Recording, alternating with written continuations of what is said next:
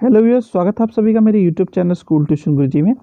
आज हम बात करेंगे वर्कशीट 85 की, जो कि 12 फरवरी के लिए जारी की गई क्लास 9 की साइंस सब्जेक्ट से रिलेटेड वर्कशीट। यहाँ बच्चे अपना नाम लिखेंगे और यहाँ अपने क्लास टीचर का नाम लिखेंगे। बच्चों, हमारा चैप्टर चल रहा है एटम्स एंड मॉलिक्यूल्स और इसमें एक छोटा सा पार्ट है मोल कॉन्सेप्ट और मोलर मास का। हालांकि ये पार्ट छोटा है, लेकिन कई बार बच्चे इसमें कन्फ्यूज हो जाते हैं। आशा करता हूँ कि मैं आपको ये समझा पाऊँगा और समझ सकेंगे आप इस चीज़ों को। और फिर भी अगर ना समझ सकें तो एक बार वीडियो देखने के बाद इसे एक बार रिपीट कीजिएगा बच्चों। और रिपीट करने के बाद आप अपने जो टीचर्स हैं उनसे कोशिश कीजिएगा कि वो उन्हें कुछ समय निकाल करके वो आपको इसे समझा सकें। तो चलिए शुरू करते हैं बच्चों आपका चैप्टर रिवीजन में एटम्स एंड मॉलिक्यूल्स, और उसमें मोल कॉन्सेप्ट और मोलर मास की थोड़ी सी बातें कर लेते हैं। तो मोल कॉन्सेप्ट क्या है? सबसे पहले मोल कॉन्सेप्ट में जब हम देखते हैं तो ये क्या कहता है, group of 6.022 into 10⁻23 particles of a substance is called 1 mole of that substance. यानी कि क्या कह रहा है, एक ग्रुप है पार्टिकल्स का, इतने पार्टिकल्स का, इतने पार्टिकल्स का। इस ग्रुप ऑफ पार्टिकल्स को 1 मोल ऑफ सब्सटेंस कहेंगे। इतने ग्रुप ऑफ पार्टिकल्स को, वो एटम्स के हो सकते हैं, मॉलिक्यूल्स के हो सकते हैं, आयन के हो सकते हैं। इसे समझने का एक आसान तरीका ये है कि एक जोड़ा, यानी एक पेयर बोल लीजिए अगर इंग्लिश में चलना देना है तो, या 1 डजन। तो यहाँ पे पेयर में फिक्स हो गए 2 नंबर, किसी भी चीज़ के हों, यानी जूतों के हों, जुराब के हों, किसी भी चीज़ के जो पेयर में यूज़ होती है। अब डजन में बात करें तो इट विल बी 12। अब किसी भी चीज़ की हो, केले लो, सेब लो, संतरे लो, आम लो, अमरूद लो, ठीक है। तो इसी तरीके से पार्टिकल्स को फिक्स कर दिया इतना in a 1 mole of substance, and it will be of anything, either it was atom, molecule or ion, ठीक है। it was called mole concept and the number is known as Avogadro number oblique Avogadro constant, ठीक है। अब नीचे कह भी रहा है ये 1 mole of a substance is equal to 6.022 into 10⁻23 particles in number। Example दिया इतने एटम्स में, इतने मॉलिक्यूल्स में। अब क्या कह रहा है, the mass of 1 mole of a substance is always fixed, it will be remain always fixed. फिर a mass of 1 mole of substance is equal to their relative atomic और मॉलिक्यूलर मास। और आखिरी में है the mass of 1 mole of atoms is equal to the atomic mass measured in grams. ये somehow कितना होगा, same होगा बच्चों।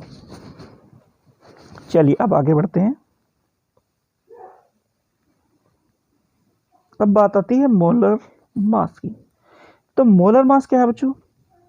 The total atomic mass of 1 mole of a substance is called molar mass. It is represented by m। ये capital m से represent किया जाएगा। इसे ग्राम एटॉमिक मास भी बोलते हैं कई बार।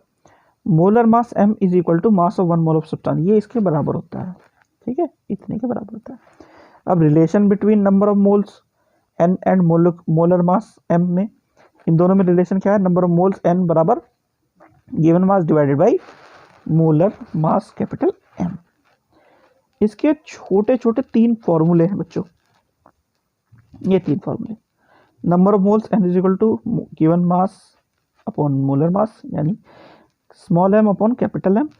Number of moles n is equal to given number of particles n और n0, यानी कि एवोगैड्रो कांस्टेंट।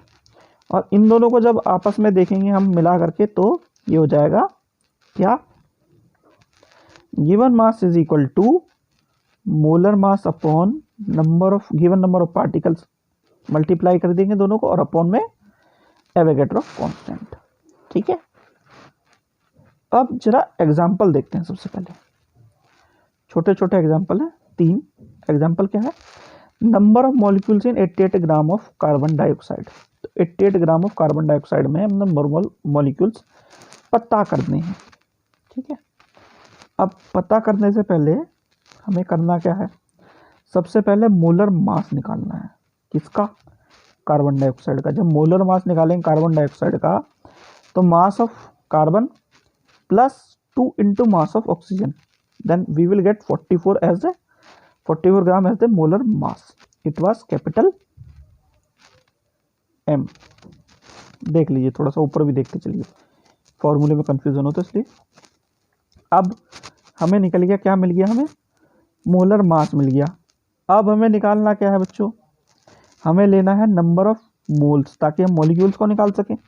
तो नंबर ऑफ मोल्स कितने होंगे, small m upon capital M, यानी कि given mass upon molar mass. Given mass कितना 88, molar mass was 44 is equal to 2 mole. इतने में 2 मोल होंगे। अब मॉलिक्यूल्स कैसे पता चले, मॉलिक्यूल्स के लिए क्या करना, सिंपली मल्टीप्लाई कर दीजिए। 1 मोल में कितने, इतने, तो 2 मोल में कितने हो गए, 2 into 6.022 into 23 is equal to 12.044 into 10⁻23। ये आपका आंसर आ गया। ठीक है, इसी तरीके से क्वेश्चन नंबर एग्जाम्पल नंबर 2 को करते हैं। Number of atom present in 8 gram of helium. 8 gram of helium में कितने एटम प्रेजेंट होंगे हमें पता करना है। ठीक है, 1 मोल में कितने हो गए, इतने। 4 ग्राम में कितने हो गए, इतने। अब 8 ग्राम में कितने हो सकते हैं, क्या करेंगे, एवोगैड्रो नंबर अपॉन 4 इंटू 8, तो ये आंसर आ जाएगा बच्चों। ठीक है, फिर है एग्जाम्पल 3। एग्जाम्पल 3 क्या है, mass of 0.5 mole of N2 gas. तो यहाँ पे भी क्या करना पड़ेगा, पहले N2 का हमें क्या निकालना पड़ेगा, हमें मोलर मास निकालना पड़ेगा। तो ये क्या आ गया, ये आ जाएगा 28। अब mass of 0.5 mole of nitrogen कितना होगा, इसको मल्टीप्लाई कर देंगे इतने से, इट वाज 14 ग्राम आ जाएगा। ठीक है बच्चों, चलो क्वेश्चन देखते हैं हम थोड़े से। क्वेश्चन पहला है, define 1 mole of molar mass. 1 मोल और एंड मोलर मास को डिफाइन करना है। तो 1 मोल क्या है, एक ग्रुप ऑफ इतने इतने पार्टिकल्स जो कि एटम मॉलिक्यूल आयंस हो सकते हैं, substance called as 1 mole of that substance. ये एवोगैड्रो कांस्टेंट के नाम से भी जाना जाता है। ये हो गया 1 मोल। और मोलर मास क्या है, the total atomic mass of 1 mole of substance is called molar mass. It is represented by capital M। ठीक है भाई, चलो अगला देखते हैं। अच्छा, अगले क्वेश्चन को समझने के लिए आप थोड़ा सा ध्यान दीजिएगा बच्चों। ध्यान क्या देना, find out the mass of 8 mole of O2 gas. कुछ इस तरह का ये क्वेश्चन। ठीक है, अब करना क्या है, हमें पहले कैपिटल M की कोशिश करनी है निकालने की। तो ये क्या है, O2। ठीक है, O2 का हो गया कितना, 32। M is equal to capital M into N। ठीक है ना, बराबर हो जाएगा 32 into 8 is equal to 256 gram. ठीक है, चलिए अगला देखते हैं। तीसरा क्या है, calculate number of iron atoms in a piece of iron weighing 2.8 gram at mass 54 U। अब इसमें कौन सा फॉर्मूला लगेगा हमारा, इसमें लगेगा फॉर्मूला N बराबर M अपॉन M गुणा N की पावर 0 N0, यानी एवोगैड्रो कांस्टेंट। तो इसमें क्या है, 2.8 दिया है हमें, 5.4 है, और इसे मल्टीप्लाई कर दीजिए इससे 6.022 इंटू 10 टू द पावर 23 से। इसको ये लगभग इतना आ जाएगा, आप कैलकुलेट करके देखिएगा, लगभग इतना आ जाएगा, ये इतना आ, ठीक है, इतना आ जाएगा ये। ठीक है बच्चों, चलिए अब क्वेश्चन नंबर 4 देखते हैं। क्वेश्चन नंबर 4 क्या है, calculate the gram atomic mass of 5 mole of chlorine. Gram atomic mass of 5 gram of chlorine, 5 moles of chlorine का हमें लेना है। तो इसमें given mass is equal to number of mole गुणा मोलर मास, ये हमें करना है। तो ये है 35.5 गुणा 5 इज इक्वल टू 77.5 ग्राम। ठीक है बच्चों, यहाँ तक की कहानी हो गई पूरी। अब चलते हैं क्वेश्चन नंबर 5 पे। क्वेश्चन नंबर 5 क्या है, which has more number of atoms, 100 gram of N2 और 100 ग्राम ऑफ अमोनिया। तो ये थोड़ा सा दिमाग लड़ाने वाला क्वेश्चन है। इसमें क्या करना है, पहले आपको मोलर मास कैलकुलेट करना है दोनों के दोनों का, ठीक है।